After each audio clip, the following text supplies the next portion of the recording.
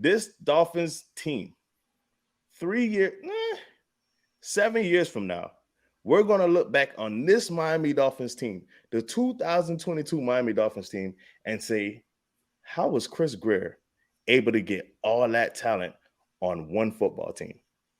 When I tell you the Super Bowl window for the Miami Dolphins is open right now, I believe we could win multiple Super Bowls in Tua's rookie contract. It's not likely to win multiple Super Bowls in Tua's rookie contract, but I guarantee here on Go Time Dolphins, Charlie Touche guarantees that we're going to win a ring within Tua's rookie contract. And I think it's going to be 2024. But if they want to fast track it and bring it in this year, hats off to you. I'm not getting rid of Chris Grier. The man knows what he's doing. He knows how to structure contracts. He knows how to get in them, and he knows how to get out of them. So find me another GM that could put together this talent on offense that we have.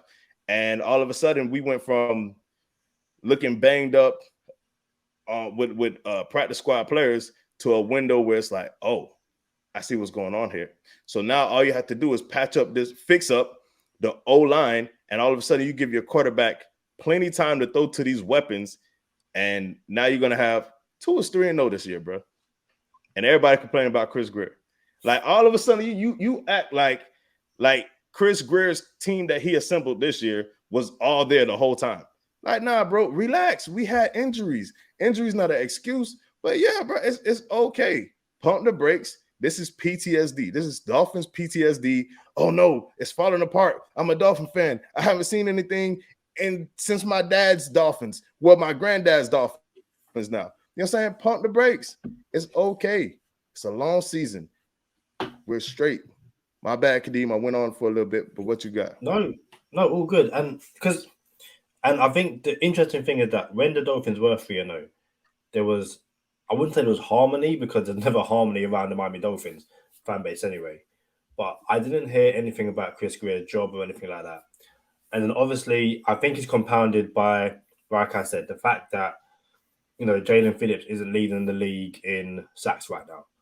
But last time I checked, he was tied for pressures alongside Gregory Rousseau, who everyone believes that the Dolphins missed out by not picking him. And I think he's in like the top 10 or top 10% in terms of pressures from a defensive end, point. So it's not like he's not doing anything. Under pressure. And then again, like, that's cool.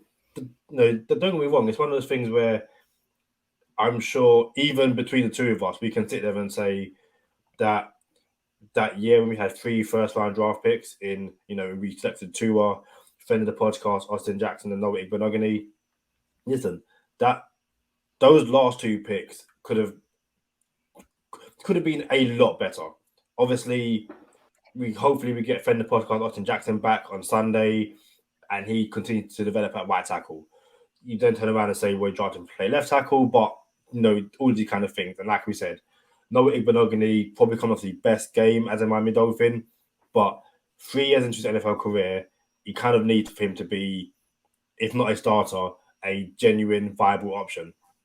So yes, Chris Grier should have drafted better, but I'm a context person. Maybe I give people too much benefit of the doubt.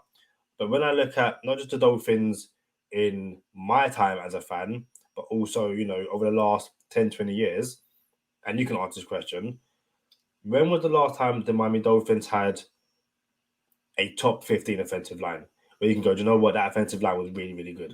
When was the last time the Dolphins produced top multiple 15? Or you not said in terms top of 15 offensive line? One in which you can say the Dolphins had a good offensive line.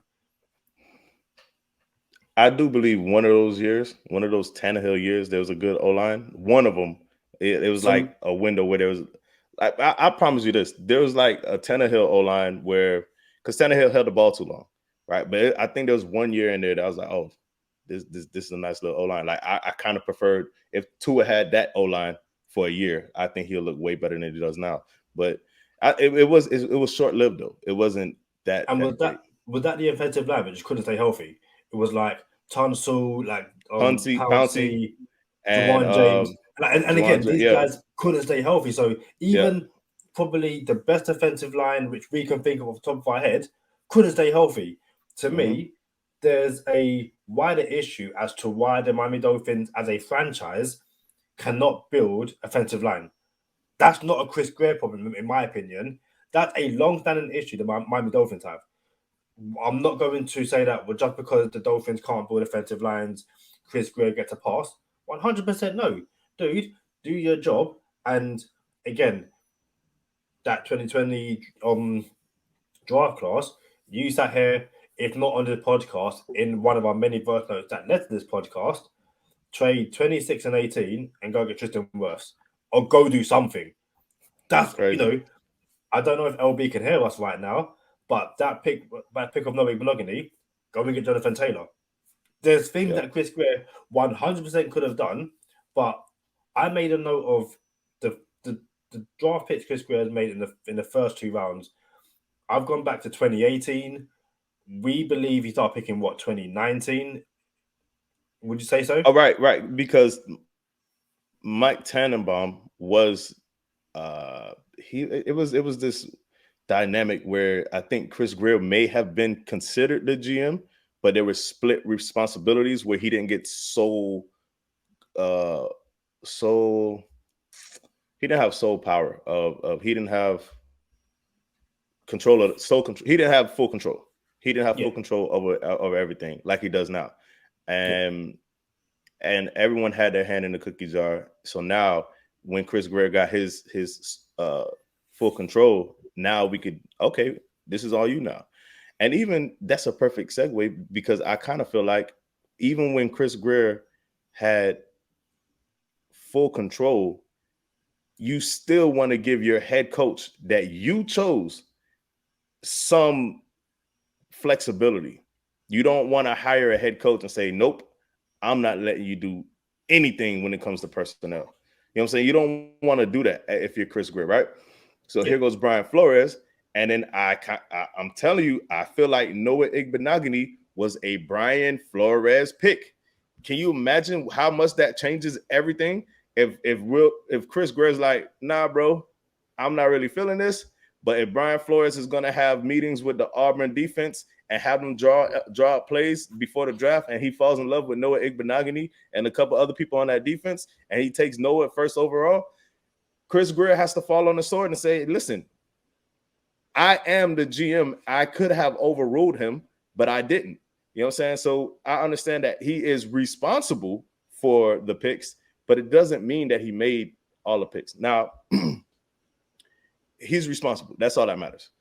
Yeah. And it's interesting because you said something, Kadeem, and it made me think, who are some of the best teams in the NFL at draft picks, at picking, like during the draft, accumulating picks and actually nailing it in the draft? And it had me thinking, I'm like, off the top of my head, which if you guys watch this podcast or listen to this podcast, I'll throw Kadeem a curveball or Kadeem would throw me a curveball and it'll be a random, fact check, stat check that. And next thing you know, it checks out. Not a, but at the same time, there's some merit to it. Here's the thing, Kadeem. Think the Cowboys pick have at least they gotta be in the top 5 when it comes to picking draft picks. These boys pick the best all the time. It's gotta be top 5, and they can't. There's a salary cap, so you can't really. It's kind of elastic. You can kind of get around it, but you can't really. You have to move on from players. So they always move on from players, and they always replenish. When the last time the Cowboys went to the Super Bowl? You know what I'm saying? Or done anything significant. And then flip side, the Rams don't even pick. And they've been to, I want to say, 2 of the past 5, maybe something like that. 2 of the past 5 Super Bowls. Sounds about correct, yeah. So it's not about only, it's not draft picks only, and that's it. You're not, GM draft picks. You blew the draft. That's not even it. It's more than that. So nah, man. My conductor's hat right there. I don't want to get up again and go get it. But don't make me go over there and pick up my conductor's hat. So I think, I'll I've got 2018 down just in case, but I think between the two of us, if we just a simple, pass or fail grade. So 2018 first round pick, Minka Fitzpatrick. I'd give him a pass, even though Minka ain't in the building no more. I think most people would say that was a good first round draft pick. Agree? Can we hold on? Before I know, I understand you where you about to go, but can you tell us why Minka isn't on the team anymore? My belief of the situation is Minka was asked to do things by Brian Flores. Okay. And Minka was like, I don't want to do that. I am not playing team ball. The Dolphins shipped him off for a first round pick, went to Pittsburgh, got a load of picks, and then was like, the Steelers are playing me in one position. I want to kind of, free roll. And it's like, that's exactly why you left Miami. So the consensus, it's not just you. The consensus is Brian Flores and Minka didn't mesh, and that's why he left. And then you had grown men walking around in a single file line like a prison, and Minka wasn't on it. You know what I'm saying? So that's not a Chris Grier thing. All right. And I know we're doing picks, but I know you're about to go into something else, but Kyle Van Noy. Can you tell us why Kyle Van Noy didn't finish out his contract? He only played 1 year with the Dolphins. Do you remember that? Again, that seemed like a Brian Flores thing, and I say that we can stop because I remember it to be a Brian Flores thing too. Why Kyle Van Noy went somewhere else, and Kyle Van Noy's relationship with Brian Flores fell apart. So now Chris Grier had to find wiggle room for a contract that Chris Grier drew up. Like, hey, I got to put these contracts together, and now Flores is asking me to get out of a contract. So that doesn't look good on Chris Grier either. But okay, my bad. Continue, Kadeem. No, I'm saying. So you say Minka's a pass? Would you say? Oh yeah, for sure. Yeah. So I've got to tick by Minka, and then second round pick Mike Gesicki. That definite pass to me. Again, could his role this year be better? Yes, get more targets. But I think Mike Gesicki is a pass pick. 100%. If anyone says Mike Gesicki is not a green pick, green or red or pass or not pass, yeah, I don't know if I got time for that. But yeah, Mike Gesicki is a check. So 2019, I have Christian Wilkins in the first round. Again, I still think that's a pass pick. I know we've differed on Christian Wilkins. I know we differ on whether he should be retained in Miami, but I still think right now I'm looking at that pick going, that's a pass pick. Agree, disagree? Check. Cool. 2019, we had no second round picks. Is what it is. I see a bunch of people like, I can't remember why we traded that, why we had no second round picks. It looks like we traded away. Oh god, that's just the wrong bit. Totally. But yeah, I can't see any second round picks in 2019. And unless I got it totally wrong, can you remember taking them on the second round? 2019. Yeah, okay, not off the top. Okay, cool. 2020 is obviously the Tua draft. Tua, I know the jury's still out on him. 3 games into the season, I still think it's a tick pick. However, I am open to listening to people who disagree, or people say the jury's still out. I'm going to go pass pick. I know you're going to go pass pick, but assuming you go pass pick. Yeah, listen, Kadeem, bro, Tua is a top 10 quarterback in the NFL, and I cannot wait for everyone to see it. So we've got Tua tick. You good? Friend of the podcast, Austin Jackson. I don't think that there's a friend of the podcast, Austin Jackson. There's no middle ground. To me, it's either pass or fail. I'm trending towards fail given what could have been, but I also believe that in this new scheme, he's trending upwards. So I don't know, feet to the fire. I'm probably gonna go fail. But what do you think? I can make an argument for both, but I'm leaning towards pass because there's a new regime, and I thought we were okay with him. And then we also know that, look, his pass blocking wasn't the best, but his run blocking was better than average. So I always go back to one, I believe it's too early. to grade the picks, even though we're doing it. I do think it's too early because Jadeveon Clowney, I will always go back to and Ryan Tannehill. Jadeveon Clowney was almost a bust until he wasn't, and that was like 4 years into his career, where it was like, okay, he's not a bust. So that's why I can't feel AJ yet. But nah, I like Austin Jackson. That's cool. Now, if we're talking about extending contracts, that's different. But yeah, go ahead. Yeah. Noah Ibenogany, right now you can't give anything but a fail. But even if you say maybe Sunday against the Vikings was his turning point. Right now, if you're grading him on what he's achieved for the Miami Dolphins, I can't think you give him anything else but a fail. How about you? Yeah, it's a no for me, dogs. No, ain't it? That's cool. Unfortunately. And then second round, friend of the podcast, Robert Hunt, to me, resounding success. Would you agree?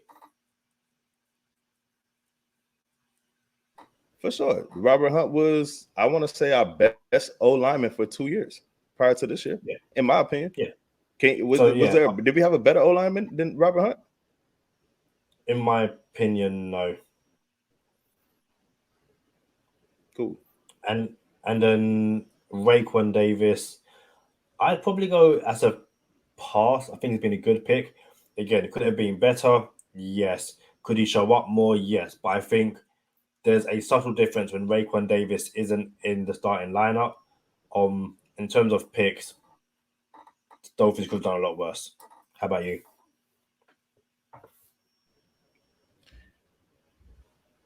So just a full disclaimer, we're recording this episode and there is technical difficulties. So we're fighting through the technical difficulties. We don't know how it will turn out on the other end. So we're just going to fight through it. So it may come out a little funny, but we're going to fight through it. Raekwon Davis is a pass, but I want to be very fair.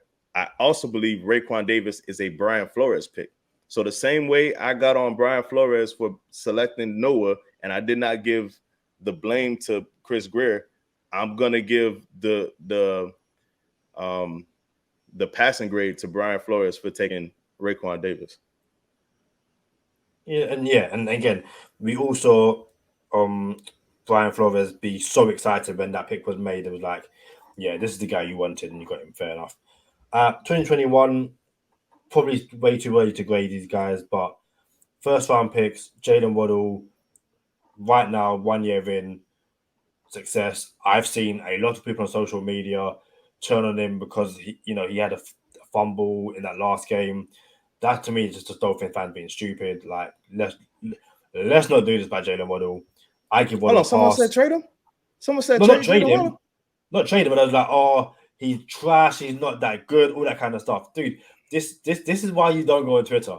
There are legit people on social media after Sunday going, Jalen Waddle's trash. He's never been it. He's overrated. What has he done since he joined Miami? Well, apart from break the rookie catch record, I don't know what's he done. Like, yeah. Listen, man. Yeah, he broke the rookie receiving record, and Jalen Phillips broke the franchise rookie sack record. So I'm just saying, everyone wants instant gratification when it comes to draft picks. They want, I want a Hall of Famer every single time. I gotta say, you gotta be patient, and I'm not saying be as patient as we were with Ryan Tannehill. I'm not saying that. I'm not saying you got to be as patient as we were with Ryan Tannehill and give him 7 seasons. I'm not saying that, but we do have to be patient when it comes to rookies. Yeah, 100%. So off the back of that, I'll give Phillips a pass as well. I know people disagree. Again, if you can disagree, let us know in the comments below. I know some people already have, but that's where the conversation should be taking place, in the comments on this show. And then second round, friend of the podcast, Javon Holland, the Sounding Tick. If you want to argue with that, go argue on another platform, on another show. I don't want to hear it. Friend of the podcast, Javon Holland. And not just because he's a friend of the podcast, the guy's a dude, like 100%. And then the other second round pick was Liam Eichenberg, someone who I vouch for. I'm a guy in London, clearly don't know anything. Right now, that's a fail. I think his demise is being overblown. But I can happily agree that for a second round pick, even into his second year, it's not been good, which is why for me it's a downgrade. And you know, I still think the Dolphins right now would probably help themselves more, bringing back Michael D to a center and moving Connor Williams to left guard. But that's an issue that we can't fix, between the two of us. But what do you make of Holland and Eichenberg? I gotta be fair. Again, Javon Holland is the real deal. You're not gonna get a pushback from nobody on Javon Holland. But I gotta be fair with Eichenberg. I believe if you've only been in the league 3 seasons, it's too soon to grade anybody. Whether it's Joe Burrow, Justin Herbert, anybody that was drafted into his class, I think it's too early to grade them. But we're venturing off into these waters, so I'm okay with it. But I have to be fair to Eichenberg. It's a no right now for me. But to be fair, hopefully he could get it turned around. But I was not on Eichenberg or Noah when we drafted them, and I didn't want them drafted. But they're here, and hopefully these boys can get it turned around. 100%. And going from that, so I believe there's 12 picks. Which, to be fair, 12 picks in 4 years is quite mental. And I've got 2 definitive no's and 1 maybe. So, in our opinion, he's got at least 9 of the 12 picks spot on, mate. Spot on. And again, could they have been better? 100%. Like, you look at the guys who were taken around some of those players and you think, yeah, like, even the one we kind of disagree on, then the podcast, Austin Jackson, could have been a better pick. However, again, I'm of the opinion that you're not going to bat 1,000 every single time. Mm-hmm. There's going to be mistakes. And when there are mistakes, but we are going to say, yo, not good enough, do better. But I don't think it's as bad as people make it out to be. I don't know. Maybe we got our Chris Grier glasses on and we're too blinkered. Nah, bro. We don't have Chris Grier glasses on. I got the hat on. But listen, I'm going to be real with you, bro. When Chris Grier traded San Fran and accumulated all these draft picks and was able to get Waddle and did all the little jugging he did, everyone called him a genius. Twitter blew up and had all the Chris Grier memes like Chris Grier smiling and all type of stuff. Chris Grier playing chess, not checkers. Again, when Chris Grier found a way to get Tyreek Hill in Miami, it was, oh, we're back on the good graces. You know what I'm saying? Chris Grier's the dude. Like, bro, I'm not riding this Chris Grier roller coaster with y'all. I'm not, bro. Listen, y'all ride the roller coaster. I'm operating the train, Holmes. Chris Grier is the GM. And when we pull off the Super Bowl within the next 2 seasons, no one's going to be able to say anything.